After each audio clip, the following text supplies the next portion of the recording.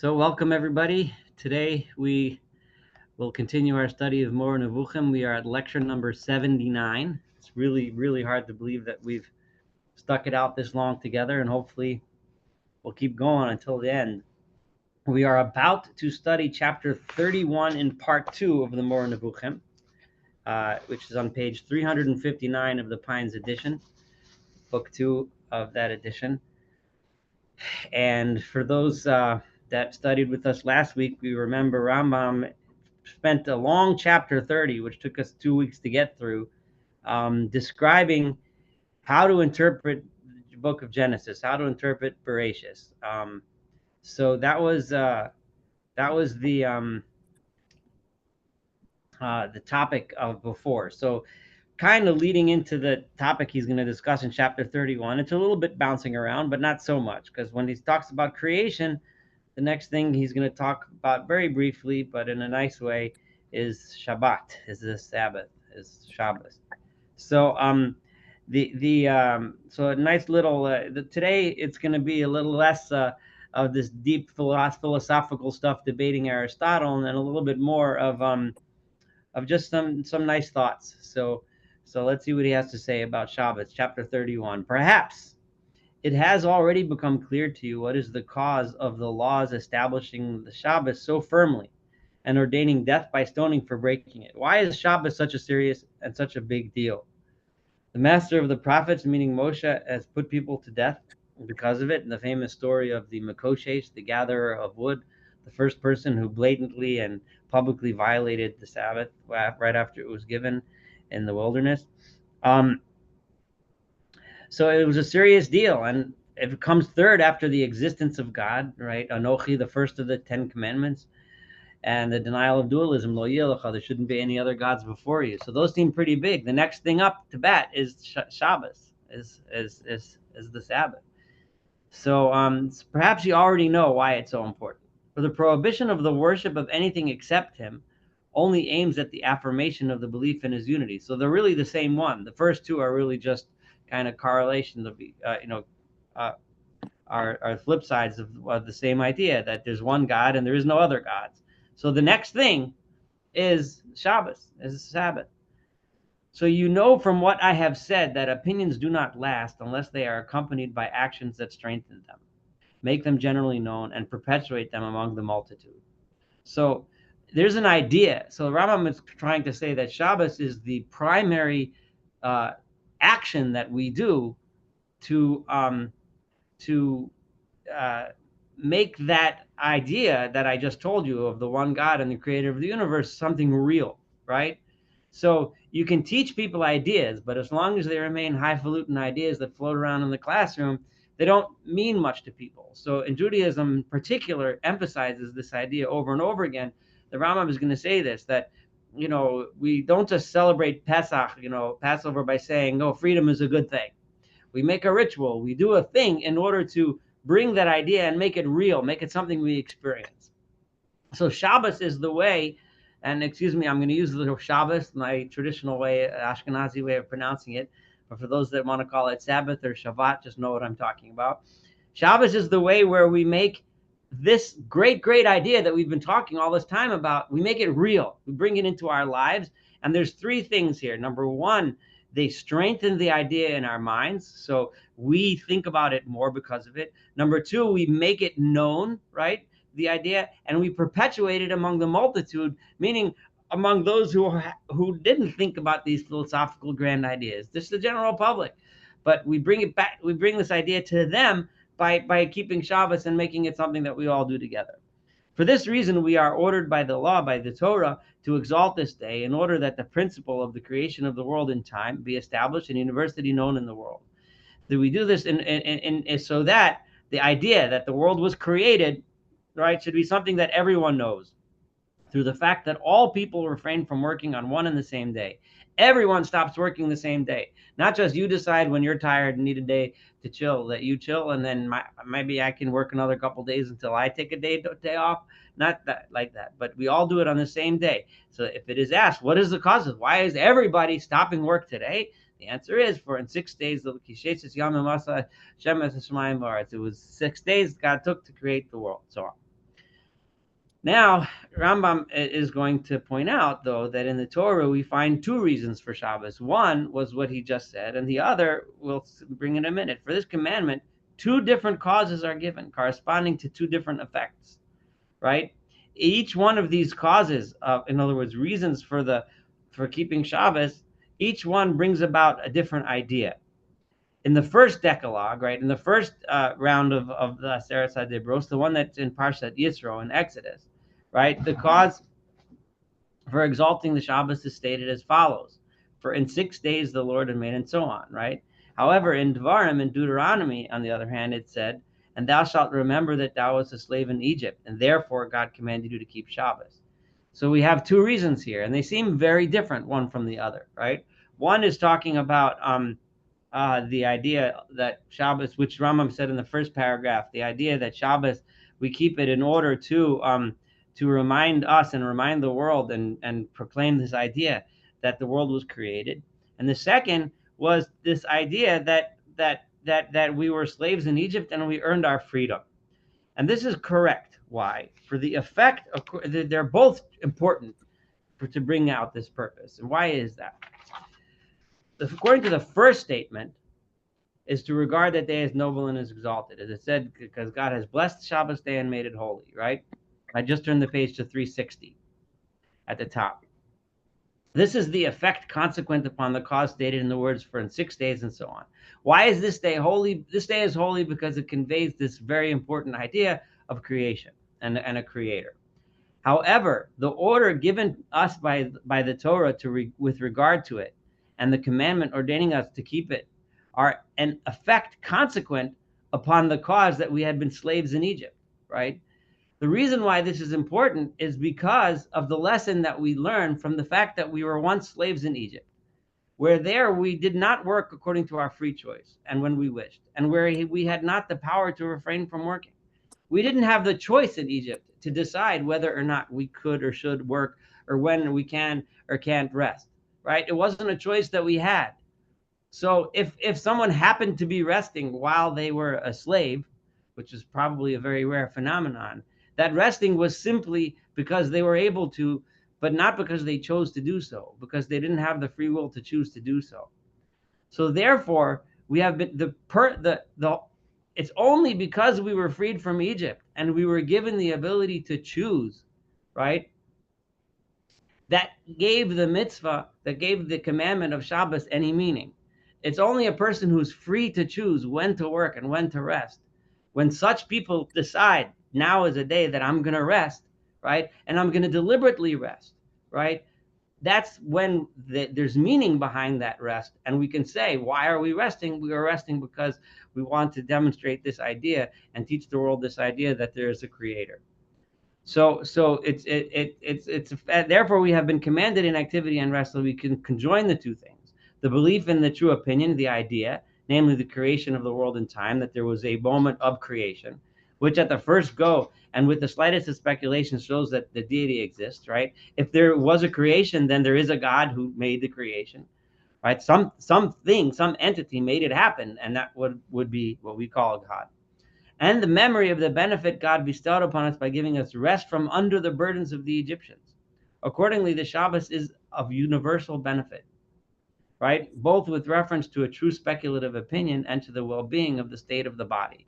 It's coming to tell you, right, that there's only meaning to what we do when we choose to do so and when we have the freedom to choose to do so, which is of universal benefit because all human beings, right, can give meaning to everything that we do. This is a tremendous idea. Our actions only have meaning when we can choose to do them, right? And when we're forced to do actions, then they don't have any meaning. And this is obviously an idea that goes way beyond Shabbos, and an idea that goes way beyond, like Rambam says, of universal benefit, way beyond the specific mission of the Jewish people or whatever. that freedom to choose our actions gives meaning to our actions. Very important point, and this would be why the Torah gives both of these reasons for Shabbos. So if we extend this idea, what Rambam really just did was for really the first time in the book until this point, right? to take us down from this world, this lofty world of philosophy, right, and bring us down into the very, very real world of work and rest and the meaning behind our actions. And I think that, and the fact, and the Rambam was telling us that this was the very idea why Shabbos was the first thing commanded after telling us the two lofty notions, the philosophical ideas about the existence of a creator, right? There's existence of a creator, Shabbos, right? Right? Because Shabbos shows us how to bring all of this philosophical idea and make it real. That concludes this short but really, really beautiful chapter. If anyone has any comments or questions, this would be a good time. I'll open the floor.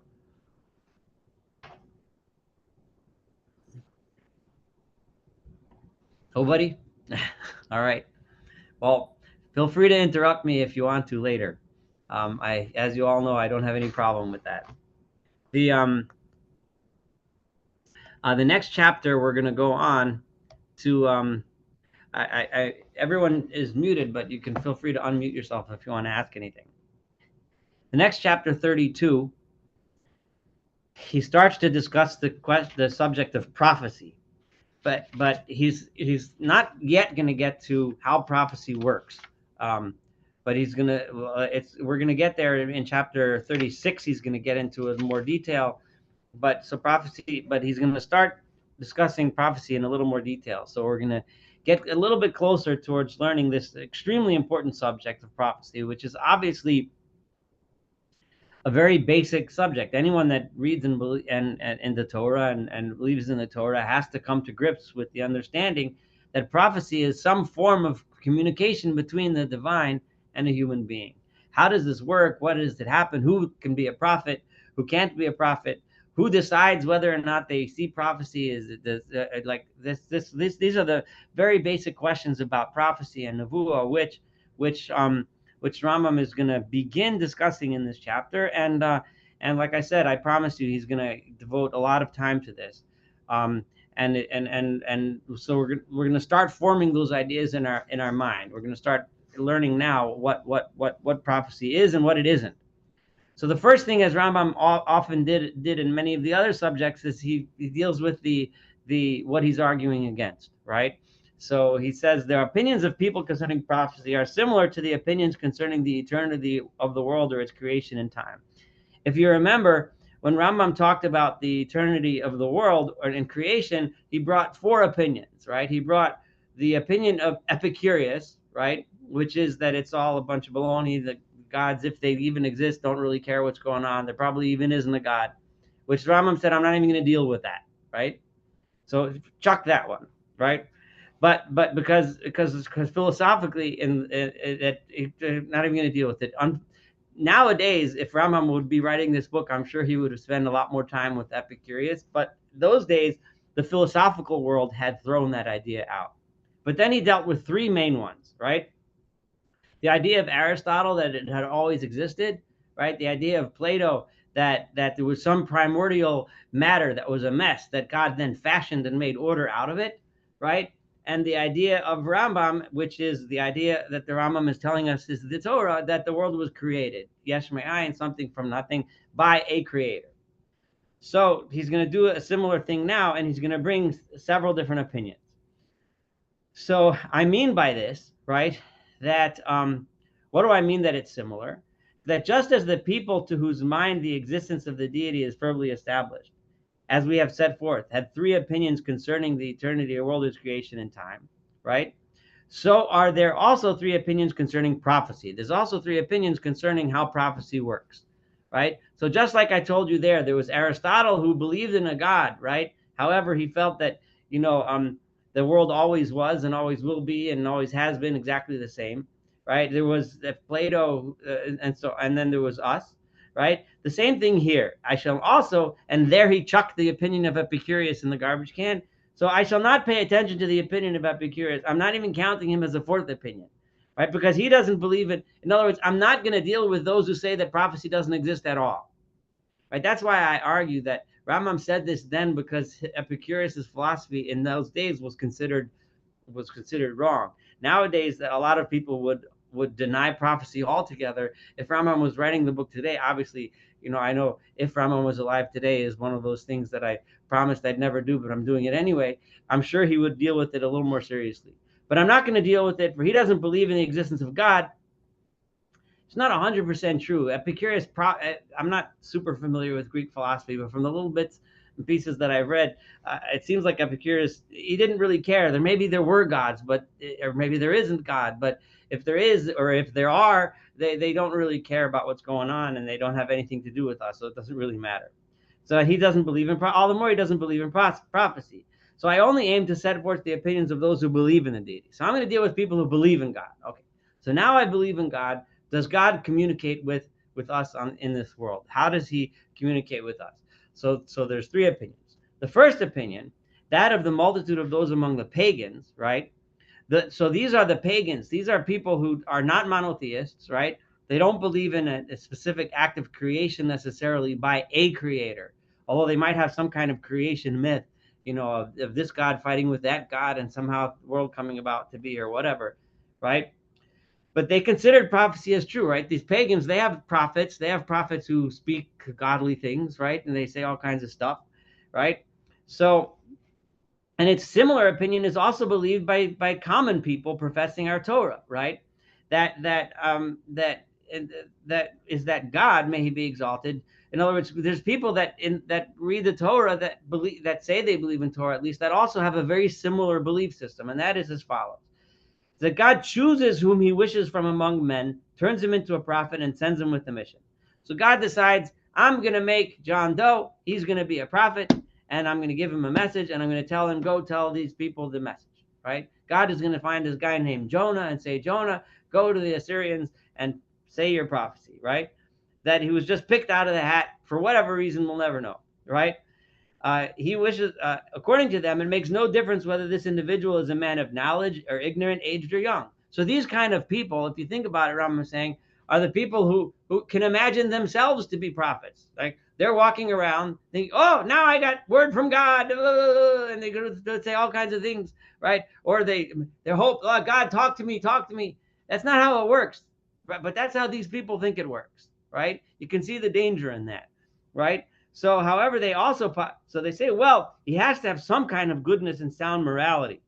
So for up to now, people have gone so far as to say that God sometimes turns a wicked man into a prophet, right? Have not gone so far as to say that God sometimes says, they'll say, well, and what if the guy is what if you're terrible, right? What if you're just a miserable person? You're a thief, you're a liar, you're a cheat, or whatever. But God's going to go and say, well, God will turn him into a good man and then makes him a prophet. I want to say Rav Kapach in the Hebrew, and I always quote from Rav Kapach's commentary. He describes this. Remember, we're talking about pagans, right? Pagans. So that they'll believe. So God can take a guy who's no good and say, okay, now you're a good guy, and I'm going to make you a prophet. Because remember, there's no issue of bechira. There's no issue of free choice to these people. So this is belief number one. So if you ascribe to this belief, then a prophet becomes a prophet because God chooses him. And you have to be a good person. And what if he's not a good person? Well, God makes him a good person. You just come up with some explanation as to why this guy is saying prophecy. Okay. You could try to carry this idea and imagine what kind of people you'd believe are prophets if you take this on its face value. And you could see how that could lead to danger. And you could see how a person today, and unfortunately this happens very frequently today, where a person of extremely suspect of character decides he or she, in some cases, is a prophet and could lead people in extremely bad directions. But that's path number one. Path number two. The second opinion is that of the philosophers. They have a much more sophisticated opinion of how this prophecy works, right? So it affirms that prophecy is a certain perfection in the nature of man. Right? You have to achieve prophecy is something you have to have the qualities that make it necessary that for you to see and hear and feel the wisdom of the divine, right? So this perfection is not achieved in any individual from among men. except after a training that makes that which exists in the potentiality of the species pass into actuality. In other words, a person is born with a fine head, with a good intellect, and then he's raised. I'm saying he because that's the world they lived in, is mostly he, right? Was given a great education, and he worked to learn and study and so on.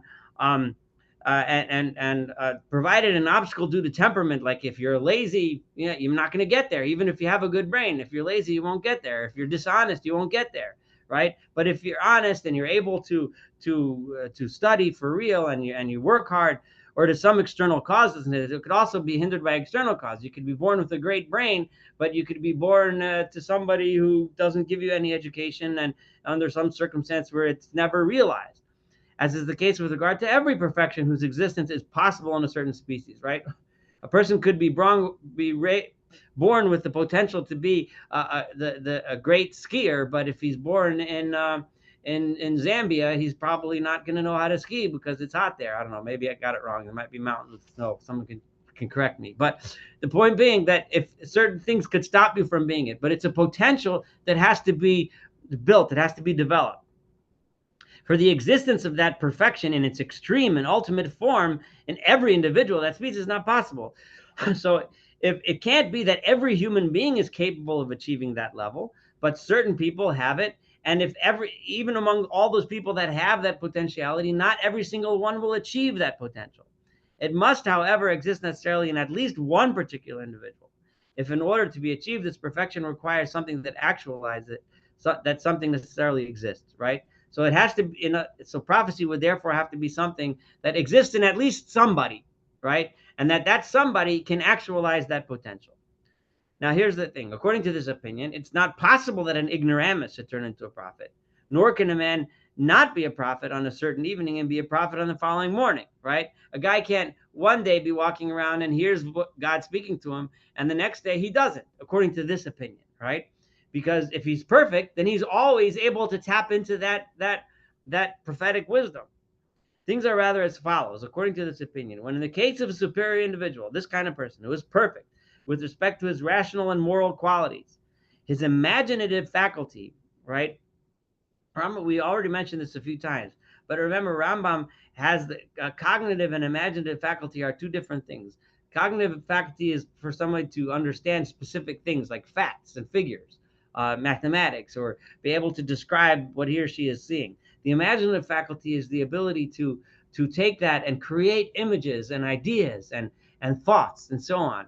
So a person whose imaginative faculty is in its most perfect state, a prophet is someone, and we're going to get to this in more detail later, but a prophet is someone who can marry those two in his or her mind, who can take the concrete ideas that he or she sees in this world and come and conclude from that a higher level of wisdom that's expressed in poetry and music and in ideas that can be conveyed to other people to arouse them. Okay, so this person, his imaginative faculty is in his perfect state, and when he's prepared in the way that you will hear, he will necessarily become a prophet. In other words, I'm going to explain to you later what kind of preparation such a person needs.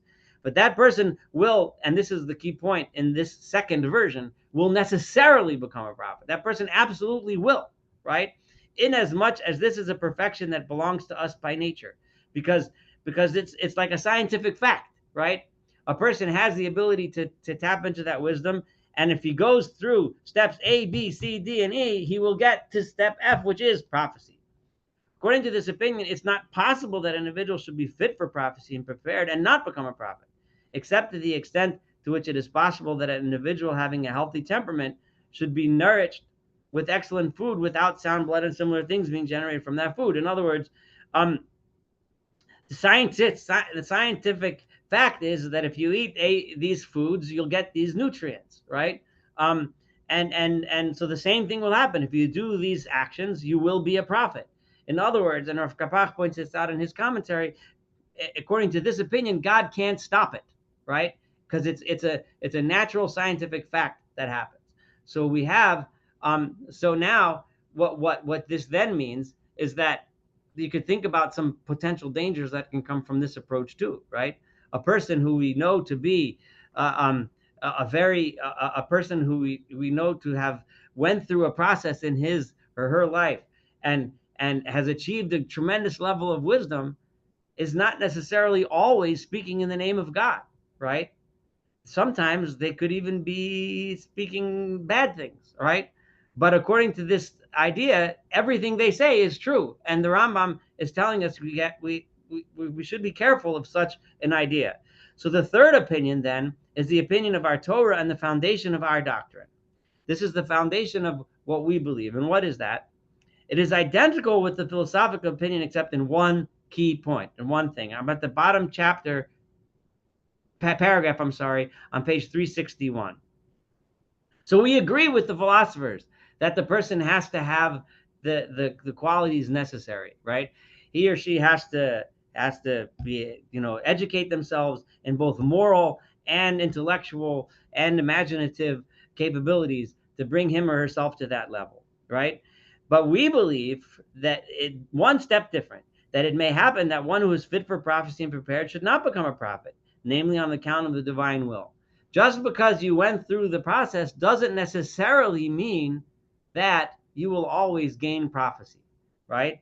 To my mind, this is like all the miracles and takes the same course as they. You have to understand there's a fundamental thing here. What that means is that it's not a natural scientific phenomenon, because if it was, right, then you should be able to achieve it if you follow the rules, right? A chemical formula, if you put hydrogen and oxygen together, you get water. It's going to happen no matter what you do. If you put the energy in or out the right way, you'll get the result every time, because that's the scientific law, right? But prophecy doesn't work that way. You can put in A, B, C, D, E, but still not get to step F, right? Because prophecy requires something from above, right?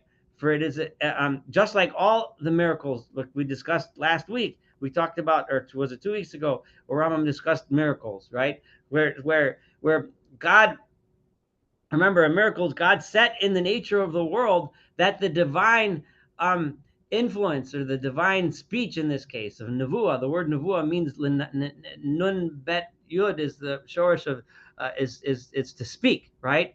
So that divine speech comes to someone only under circumstances where God wants it to happen. For it is a natural thing that everyone who, according to his natural disposition, is fit for prophecy, and who has been trained in his education and study, should become a prophet, right?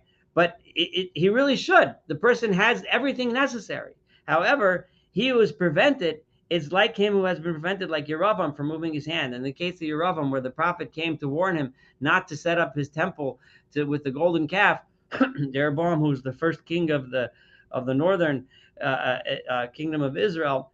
So Yeravam tried to lift his hand. He couldn't lift his hand. So naturally, if a person decides to lift his hand should go up.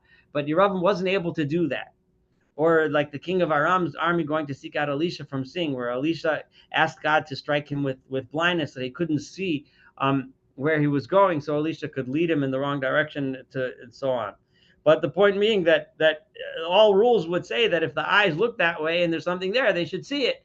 But God, the person who has achieved that level should have prophecy, right? Because it's in the very nature of the world that prophecy should occur. So he agrees with the philosophers with the sense that it is a scientific phenomenon, in the sense that a person can prepare him or herself to be on that level, right?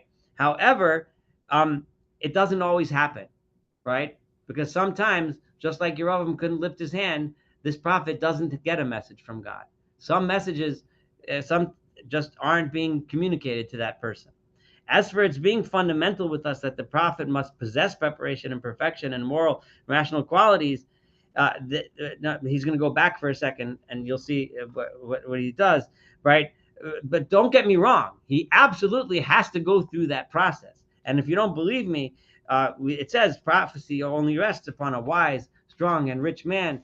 That's the Gemara in Masechus Shabbos. And we have explained this in our commentary in the Mishnah, and our great compilation, which is how Rambam refers to his Mishnah Torah, right? And we have set forth that the disciples of the prophets were always engaged in preparation. When it talks in Navi about the Bnei HaNaviim, because these were people who were constantly engaged in preparing themselves to be ready for prophecy. So they were studying, they were perfecting themselves as human beings, and so on, in order that they could be ready for prophecy. As for the fact that one who prepares is sometimes prevented from becoming a prophet, you may know it from the history of Baruch ben Neriah, right, who was a student of Yirmiyahu, and if you of Jeremiah. So if you look at Yirmiyahu chapter 45, right, so Yirmiyahu tells Baruch, right, V'atot tivakesh lecha gedolos, right, you are searching out great things, and all of the commentaries understand those great things are you are searching out this great knowledge. Al tivakesh, don't stop searching them out.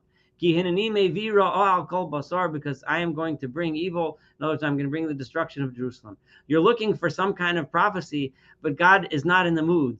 This is, obviously I'm paraphrasing Jeremiah here, right? God is not in the mood of giving you prophecy right now. This is no good what's going on. So just stop looking for it. You're not getting prophecy now, right? So in a very, very similar point, right, where the book of so he because he followed Yirmiyahu, Baruch did. He trained, taught, prepared him. He set himself the goal, but he was prevented, as it says. I'm weary with my groaning, and I find the rest. Let me read that inside 45:3. Give me a second. Amarti oy nali, right? Ki yasaf Adonai yagona machavi yagati bi'anchasi. I'm exhausted, right? With my sighing and menuchal amatzasi, I don't find rest, right? Because I'm trying and I'm trying and I'm trying, right? To achieve this level. I'm trying so hard to achieve this level, but I'm not getting anywhere. I'm exhausted, right? So thereupon he was told through Yirmiyahu, thou shalt say unto him, thus saith the Lord, and so on. And now see, we just read that. Okay, it is possible to say this is a clear statement that prophecy is too great a thing for Baruch. You might think that what this means is that prophecy is above him, because it uses the language gedolos. You're seeking something that's greater than you, right? Because it's greater than you, because all of the work that you do isn't necessarily enough to achieve that prophecy. God has to decide to do it. And if God is now not giving out prophecies, right, then it's not going to happen. Similarly, it may be said, as we shall explain, and this is fascinating because Rambam is bringing this is really beautiful in a sad, tragic way, right? That at this time of destruction of Jerusalem, right, Yirmiyahu, who is the author of the book of Eicha, the book of Lamentations, right, we have in Lamentations chapter 2, it's a tragic, difficult verse that you may recall from Tisha B'Av, right? Tavu va'aretz she'areha, the gates of the land of Israel have been destroyed, of Jerusalem, ibad v'shibar b'richa, the bolts that held its doors have been ruined and broken. Malka v'sareha, her king and her officers, v'agoyim, have been scattered among the nations. Ein Torah, the Torah is no longer here. Gam nevi'eha, also her prophets, lo matzu chazon me'adonai. They did not find any vision, any prophecy from God. So this is part of the lamentation, saying that we've reached this point where the prophets are there. The prophets and the work that the prophets have done is the same, but they're not getting vision from God because God's not giving out visions right now. It's very similar to the verse that we just read regarding Baruch, the student of Yirmiyahu. However, so we do agree with the philosophers with the work that needs to be done, but we disagree in the fact that not everyone, just because somebody has achieved a great level, doesn't mean that he or she is a prophet. That is decided by God alone. However, we shall find many texts, some of them scriptural and some of them in the book in the Chazal, all of which maintain this fundamental principle that God turns whom he wills, whenever he wills it, into a prophet, right? But only someone perfect and superior to the utmost degree, right? So it is true that God decides who's a prophet, but he's only going to make that decision regarding someone who is worthy, right? Who has done that preparation. But with regard to one of the ignorant among the common people, this is not possible according to us. I mean, that he should turn one of them into a prophet, except that it is possible that he should turn an ass or a frog into a prophet, right? God cannot And this is a matter of contention. The Ramban and some others point out, well, what about, they talk about what about Bilam, or or so on. Asking about, well, what about Bilam's donkey? The Rambam would have understood the Bilam's donkey as not not as a prophecy, but that we can leave that aside. But in other words, Rambam here is saying that God can't. I shouldn't say that. He can do what he wants, but he doesn't make a donkey or a frog into a prophet. He's also not going to make an ignoramus, right? So if there's an ignoramus walking around saying things in the name of God, that's ridiculous. He's not a prophet. Don't bother listening, right? It is our fundamental principle that there must be training and perfection, whereupon the possibility arises to which the power of the deity becomes attached. A person has to be at the level where the divine can attach to him, and then when God decides to give him a message, he can get that message. Remember, I told you the mechanics of how prophecy is going to work. The Rambam is going to deal with later. Today, he's laying down certain rules that we need to know, and then he's going to go off on a few more tangents the next few chapters, but he's going to get back to prophecy, right? But this is important. Now, what about the places where it seems that it doesn't require work? So one of the most famous verses he's about to bring, I'll read it from Yirmiyahu, is a beautiful, beautiful in the beginning of Jeremiah, right? The chapter 1. God says to him, right? It's right in the beginning. This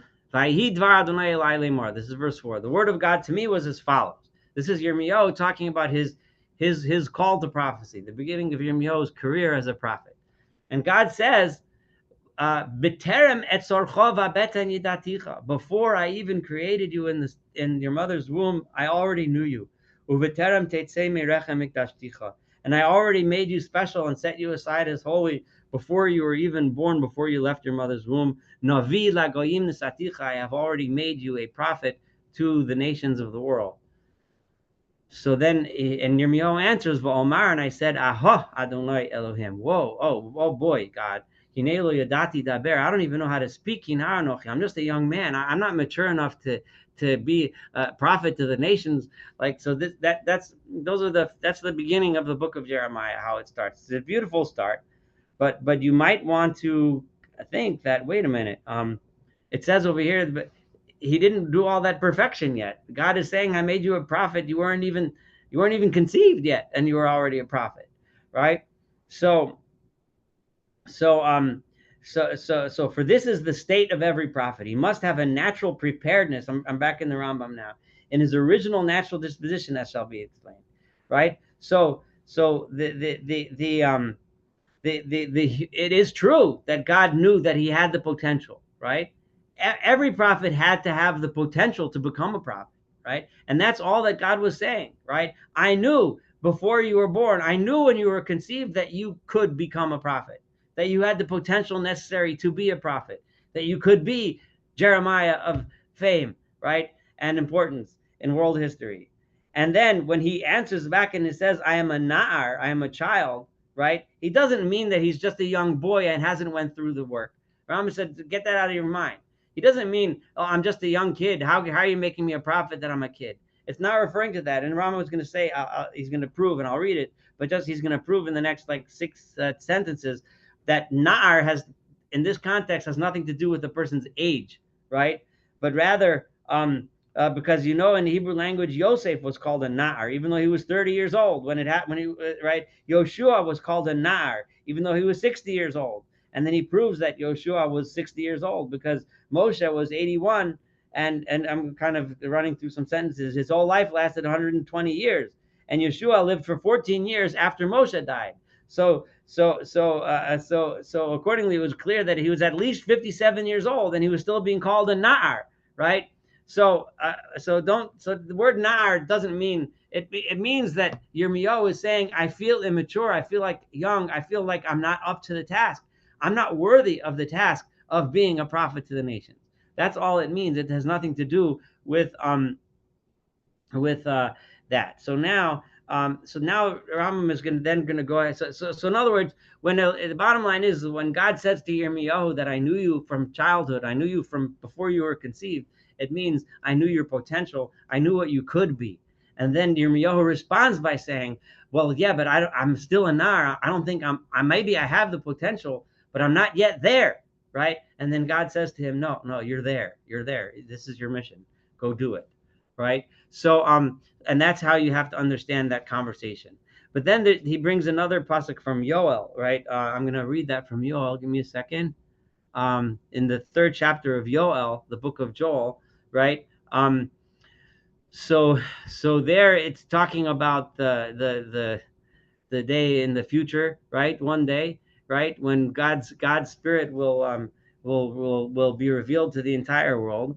So the verse says in Yoel, the 3rd chapter of Yoel, the first verse, will be after that, Eshpoch et ruchi, I will pour out my spirit, al kol basar, on all flesh, on all living beings. V'nib'u b'neichem v'nosechem, and your sons and daughters will prophesy.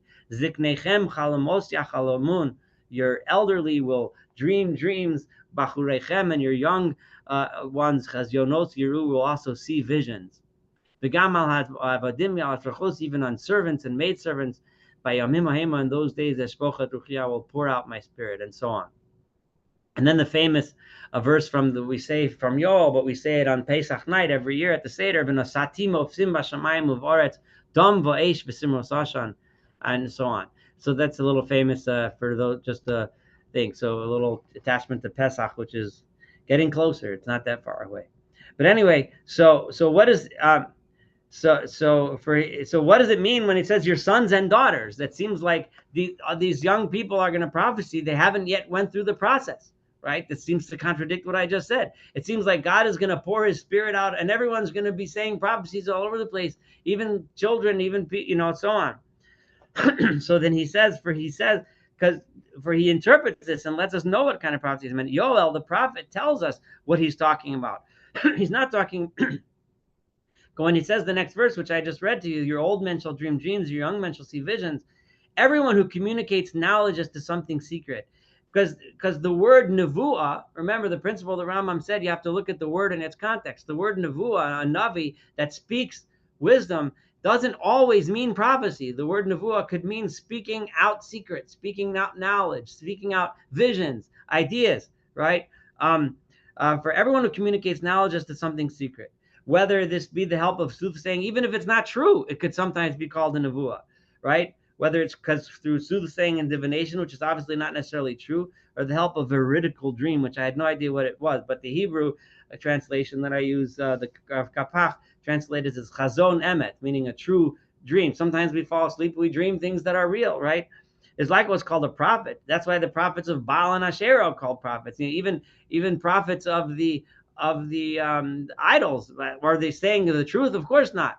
But we call them prophets because they're speaking out these visions, they're speaking out this wisdom, which may or may not be wise, right? But we still call it prophecy. So all Yoel is saying is that everyone in this day in the future, everyone is going to be speaking words of wisdom, speaking words of revealing secrets to each other, revealing ideas, concepts, and so on. But it doesn't necessarily mean that it's actual prophecy. That's how he's understanding that passage we just read together in Yoel. Do you not see that he may be exalted? Said, if there arise among you a prophet or a dreamer of dreams, right? Remember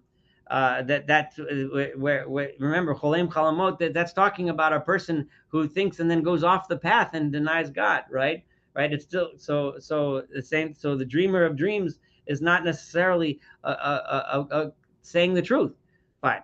As for the gathering at Mount Sinai, and this is going to segue into the next chapter, which we're not going to get to tonight, but just a little segue, right?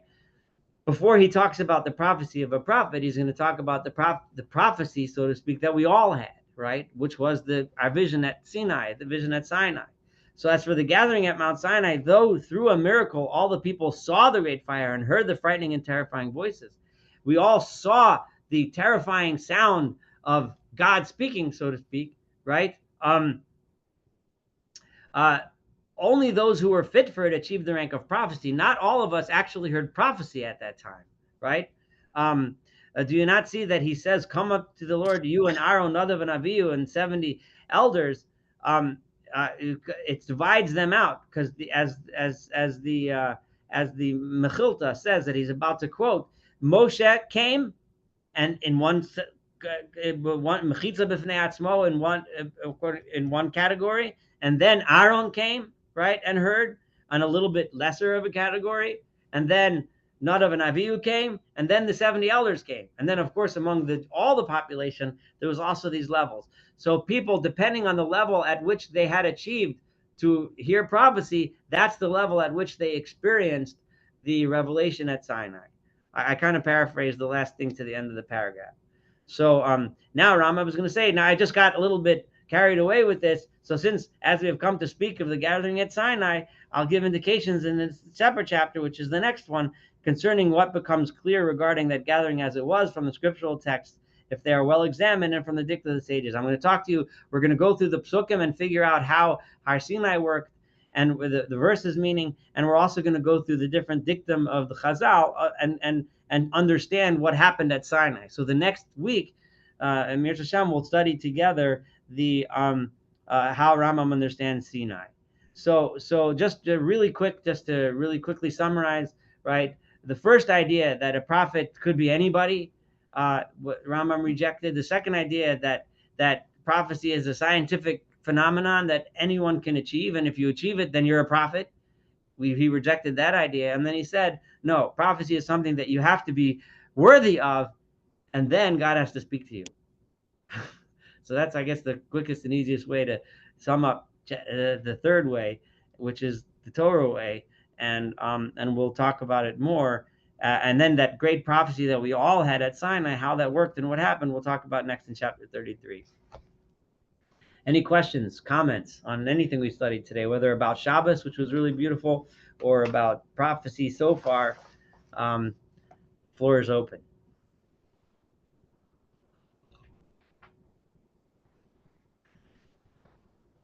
And if nobody has anything to say, we can call it off for next week. But I'm thank you very much for joining. I'll it's next week at the same time. So go ahead. No, all right. Well, have a wonderful, wonderful evening. Thank you for joining us, and we'll get together again next week for chapter 33.